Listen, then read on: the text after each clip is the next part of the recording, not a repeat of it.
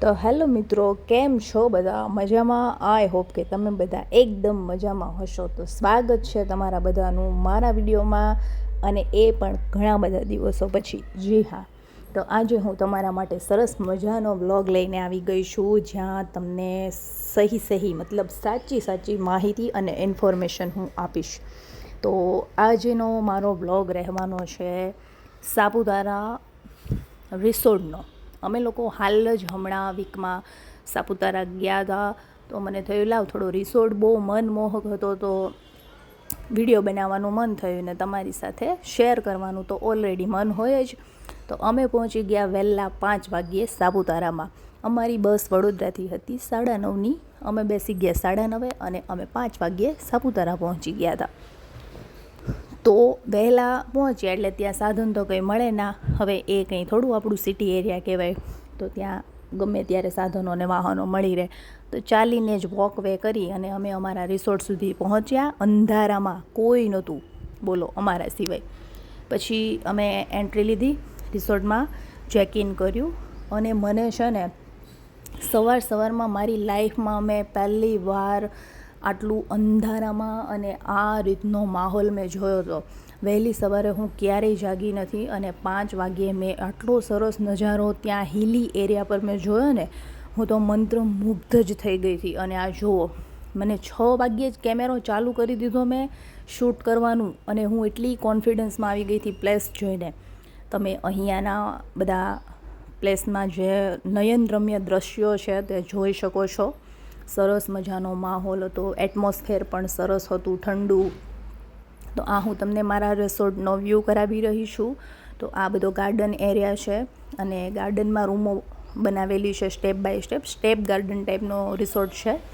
તો આ છે સ્વિમિંગ પુલ રિસોર્ટનો. તમે દ્રશ્ય જુઓ ખાલી. સ્વિમિંગ પુલમાં આરામથી નાહવાના સમયે મજા માણતા તમે હિલી એરિયામાં જે પર્વતો સામે દેખાય છે તેની પણ મજા લઈ શકો છો.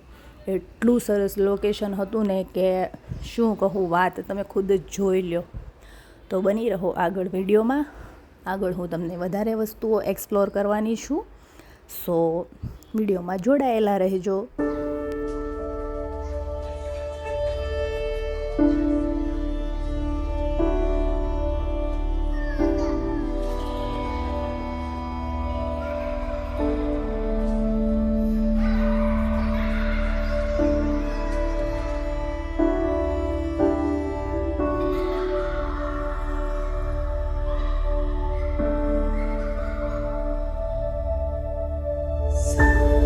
અમે ચેક ઇન કર્યા પછી અમને ચાવી આપી દીધી હતી અમારા રૂમની. સો આ અમારો રૂમ છે, તમે જોઈ શકો છો. 3-in-1 બેડ છે. તમે એક એક્સ્ટ્રા બેડ પણ આપેલો છે, અને જે મેન બેડ છે તેમાં પણ 3 લોકો આરામથી સૂઈ શકે છે. શેરિંગ રૂમ છે, તમે શેર પણ કરી શકો છો તમારા સાથે કોઈ પણ વ્યક્તિઓ આવ્યા હોય, 1-2 જણા. તો એટલો સ્પેસ છે. અને આ ડાઇનિંગ એરિયા છે જે રિસોર્ટમાં અમારે બ્રેકફાસ્ટ કરવા જવાનું હતું ત્યાંનો. તો અમે લોકો નાહી ધોઈ ફ્રેશ થઈ અને વહેલા 7 વાગ્યે આવી ગયા હતા બ્રેકફાસ્ટ માટે. અને બ્રેકફાસ્ટની બારી પાસેથી વ્યૂ જુઓ તમે, ત્યાંથી પણ સરસ મજાનો દ્રશ્ય દેખાઈ રહ્યું હતું ને, કે બ્રેકફાસ્ટ કરવાની પણ મજા પડી ગઈ. તો બ્રેકફાસ્ટમાં અમે લોકોએ, એટલે કે આપણા સવારના શિરામણમાં અમે મગાવી લીધા આલુ પરાઠા. કેમ કે આખો દિવસ ચાલીને જ અમારે બધું એક્સપ્લોર કરવાનું હતું, ફરવાનું હતું. અમારે વાન, ઇકો ગાડી કશું કરવાનું હતું નહીં, કેમ કે અમને વોક કરીને જ ફરવાની મજા આવે છે. કેમ કે અમે લોકો બહુ રખડું છીએ, તમને ખબર જ હશે. તો ત્યાર પછી નાસ્તો કર્યા પછી 11 વાગી ગયા હતા. નાસ્તો કરતાં 9-9:30 ફ્રેશ થઈને ગયા, તો 11 તો વાગવાના જ હતા. ઓર્ડર આપ્યો, બન્યું, આવ્યું અને ખાધું. પછી અમે ગયા સ્વિમિંગ પુલમાં ધુબાકા મારવા. તો અહીંયા અમે થોડા ધુબાકા માર્યા. ત્યાં સુધીમાં તો અમે 1 વાગી ગયો હતો ઓલમોસ્ટ. પછી અમે ફરીથી બપોરે જમ્યા, થોડું ઘણું જમ્યા. એનો વિડીયો મારે લેવાનો રહી ગયો હતો, પણ અમે બપોરે છે ને મંચુરિયન ખાધું હતું. હું તમને કહી દઉં, મારે વિડીયોઝ લેવાનું રહી ગયું હતું, કેમ કે મારો ફોનમાં ચાર્જિંગ બિલકુલ હતું નહીં. તો અમે રૂમમાં ચાર્જમાં ફોન લગાવીને લંચ કરવા ગયા હતા. તો જમવાનો મારે શૂટ કરાયો નહોતો બપોરનો લંચનો. તો બહુ મસ્તી કરી, ખૂબ મજા કરી અને એન્જોય કર્યું, અને નજારાને પણ સાથે સાથે માણ્યો હતો. તો જોઈ શકો છો તમે.